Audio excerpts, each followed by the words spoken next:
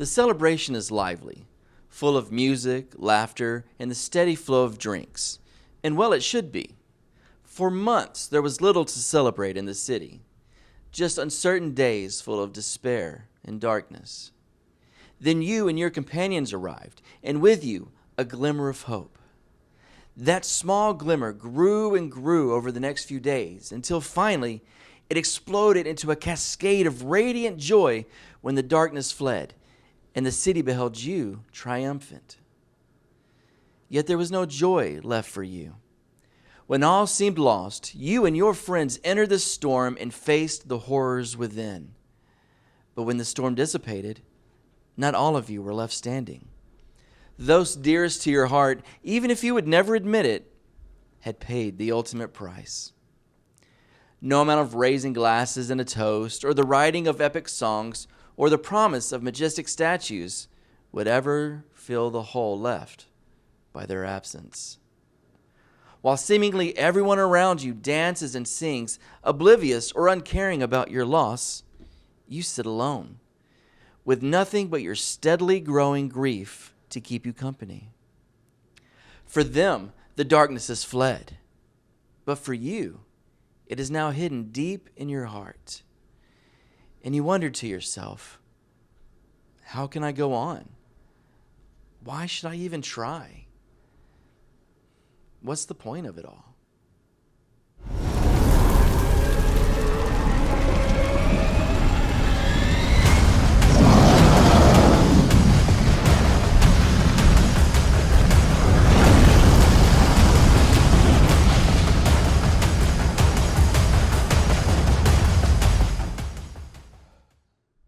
Hello everyone, my name is Corey, and I'd like to welcome you to T3RPG, Therapeutic TableTop Role-Playing Games.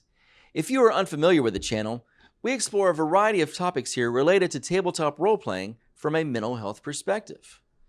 Today, we are going to discuss a very difficult topic, loss, and the grief that follows. While the topic of loss is usually associated with death, it extends well beyond that. The loss of a job or a lifelong relationship are common things to grieve. But even something like the loss of an ideal or a sense of innocence can be worthy of our grief as well. It is not uncommon to explore loss in sessions with my clients. They are surprised by this direction of our conversation because they are often not even aware that they are grieving. It can be confusing because their loss is often tied closely to something else they have gained.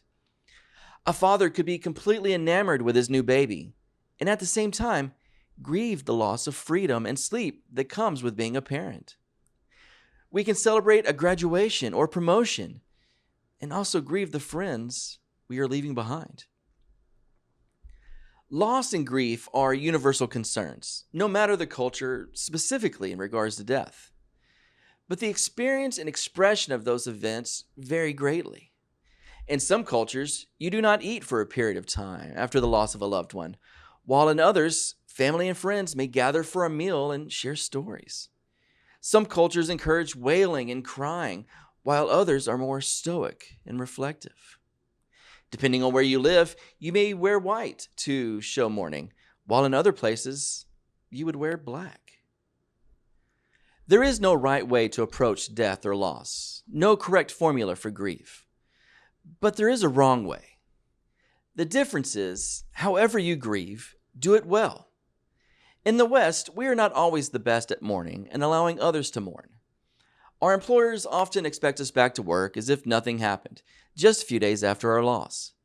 Friends stumble over their words, trying to find some way to comfort us, and doctors prescribe medications when we grieve too long. We self-medicate or distract ourselves with entertainment, whatever it takes to not feel the pain too acutely. But none of that is helpful, even if well-intentioned. More than likely, that only serves to prolong the grief experience. Grieving can take a matter of days, or it can take much longer. For most of us, it does not follow an algorithm either. This idea that there are clearly delineated stages of grief, denial, bargaining, etc., is simply not true for the majority of the time. To believe this is just another attempt to control something that is simply outside of our control. Grief sucks. No false sense of control is going to change that. Tabletop role-playing games can be great places to explore themes of death, loss, and grief. In TTRPGs, we often joke about player characters dying around the table. As a GM, I've certainly threatened it on more than one occasion. And I may have actually followed through on that threat at least once. But I know, and the players with me know as well, that the loss of a character can truly be disappointing. While I do believe that game masters or dungeon masters should not be reckless or indifferent about player characters dying, I also believe that it should not be avoided. A little bit of plot armor can be okay early in a campaign while everyone is getting their footing, but after a while, there needs to be a bit of risk. High stakes create tension, which can lead to a more fulfilling and entertaining experience. It can also lead to the loss of a beloved character. As a group, decide if everyone is okay with this sort of risk-reward and modify it to meet their needs. For example, when playing with my family, my kids are probably safe from their characters dying. I already won't let them get a kitten, so they've been through enough already. My friends, however, aren't so lucky. They can get all the kittens they want. So, how should we address death and loss in a game? First of all, as a GM, make sure a player character's death is the result of their choices, not yours. If you created a scenario that is impossible to defeat or overly complicated just for the sake of being overly complicated, then that death is on you. If PCs miss obvious hints or make a series of ridiculous choices, well, actions have consequences. Now, I know the dice also play a role in this as well. Pun intended. Sometimes the dice are against you. Natural ones happen.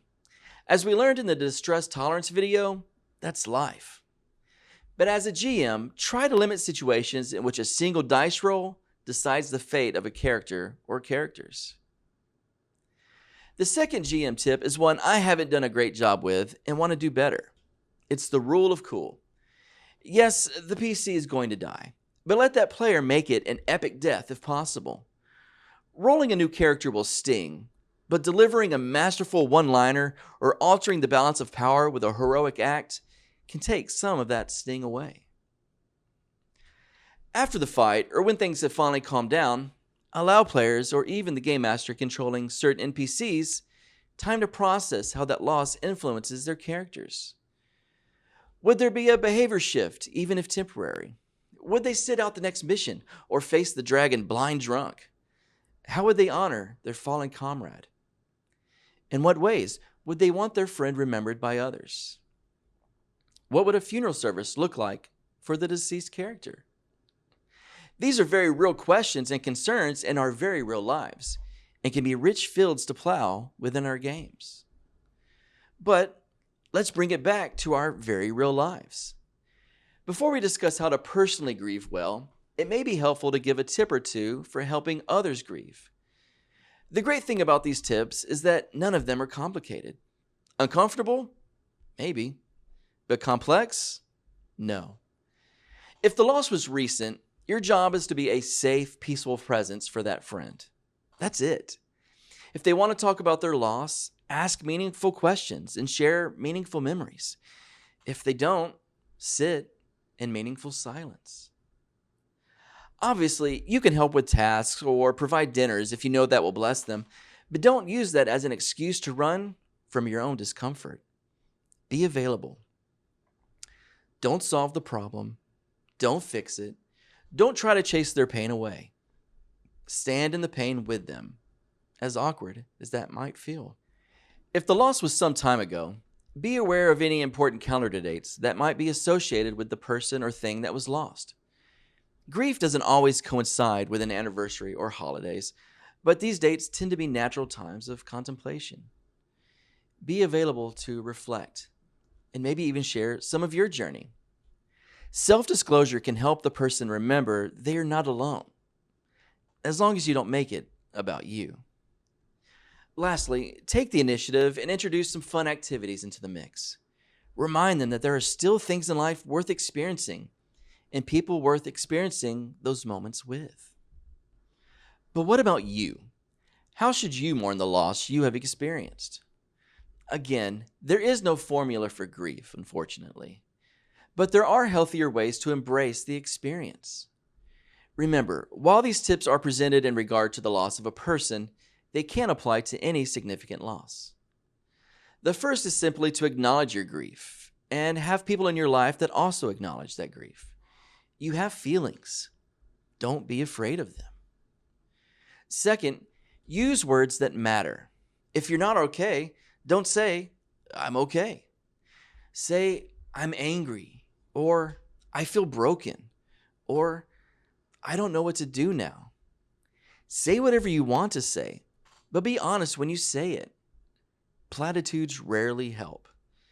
"They're in a better place" doesn't make the pain go away, even if you believe it. Next, memorialize the one you lost. Share stories about them. Listen to music they enjoyed. Keep a journal.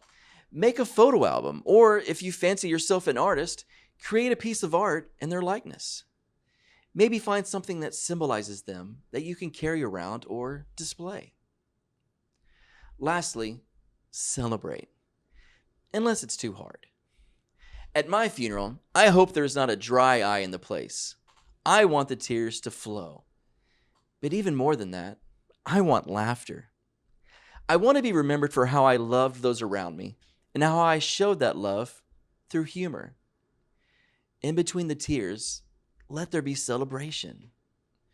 Though it may feel like it, joy is not a rejection of those who have gone before us. The greatest way to honor the dead is to keep living. You may not feel like being around people, and that's okay. Give it a shot. If it becomes too much, you can always leave or separate yourself. And don't fake it. It's not your job to make those around you feel better. If being present is the best you can offer, then that's more than enough. Be present. To finish our time today, I'd like to discuss one more issue: hitchhikers. Hitchhikers are other emotions that accompany our grief, such as anger, shame, or even relief. When we lose someone, it is rare to only feel sadness. Maybe you're angry at them. You feel like they abandoned or left you. This can be especially true in cases of suicide. But it isn't unique to those situations. What about relief? Maybe a part of you is glad they are gone, either for your sake or for theirs. This can be very confusing and is often a significant source of shame.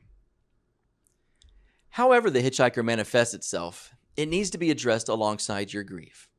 Ignoring it is ultimately counterproductive and only serves to prolong our grieving process. Talking with a professional as you grieve is always encouraged, but if you are also encountering these hitchhikers along the way, then I highly recommend it. Either way, the principles we discussed regarding our grief also applies to its complicated companions that are along for the ride. It may sound cliche, but the grieving process truly can be a beautiful thing if you engage it in a healthy way. Embrace the loss and the pain. Let it wash over you. And when you have no more tears to cry, go out and honor your loss by finding reasons to live.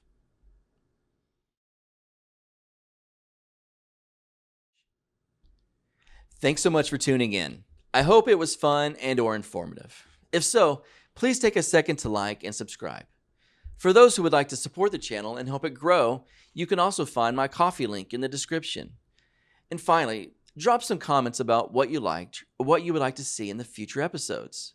I really enjoy hearing from you. Remember, whether we're sitting around a table or stepping out our front door, there's a whole world to explore. It's so much better when we take that journey together. See you soon.